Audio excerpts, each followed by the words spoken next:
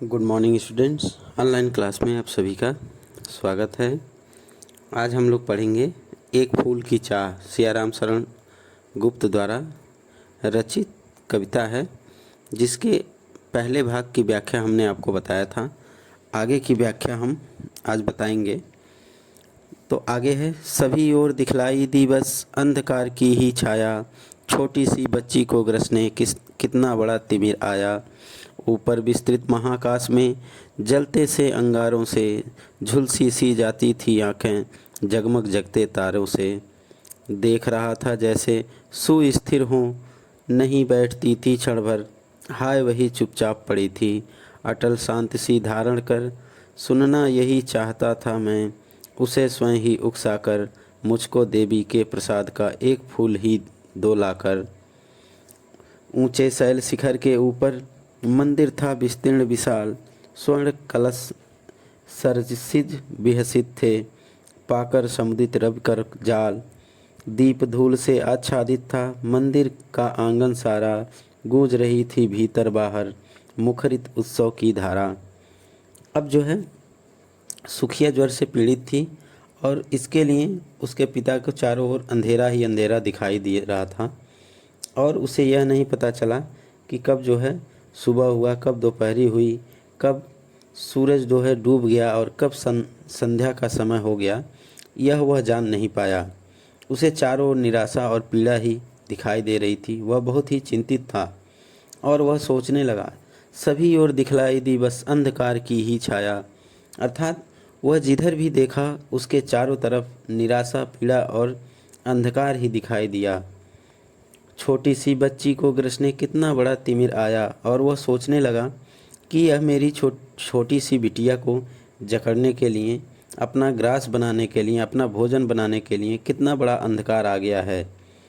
उसकी ऊपर विस्तृत महाकाश में जलते से अंगारों से झुलसी सी जाती थी आँखें जगमग जगते तारों से।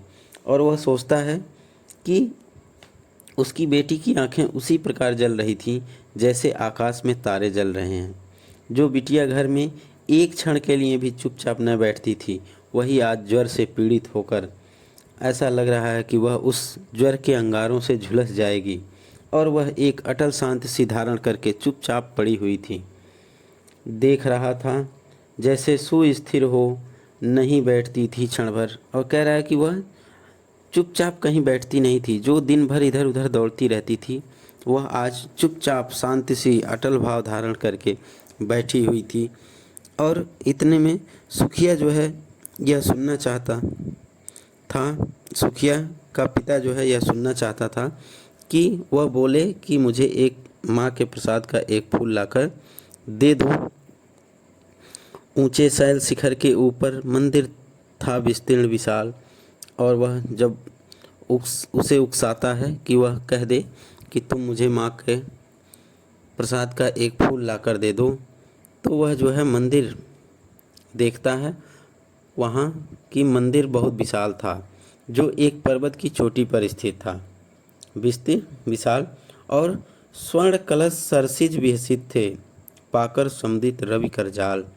और उस पर जो उसके शिखर पर कलश का आकार के कंगूरे थे, ऊपर कंगूरे बनाए जाते हैं, तो जिन पर सूर्य की किरणें रवि कर जाल, रवि मतलब होता है सूर्य, कर मतलब यहाँ होता है किरण, और जाल, तो जो सूर्य की किरणों का जाल फैला हुआ था, वह उस स्वर्ण कलिश, सरसिज मने सुंदर और विहसित मतलब खिले हुए, तो उस पर सुंदर कलश खिले हुए थे कंगूरे पर।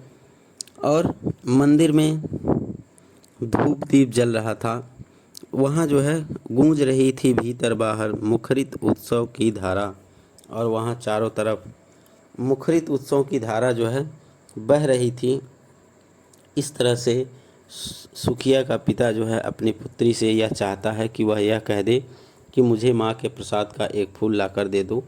और जैसे ही वह बोलती है, वह मंदिर की तरफ जाता है और वहाँ देखता है कि एक ऊंचे विशाल पर्वत की चोटी पर एक मंदिर स्थित है, और उस मंदिर के शिखर पर कलश के आकार के कंगूरे थे, जिन पर सूर्य की किरणें पड़ रही थीं, और उससे वह आनंदित हो रही थीं, अर्थात वो जगमगा रही थीं।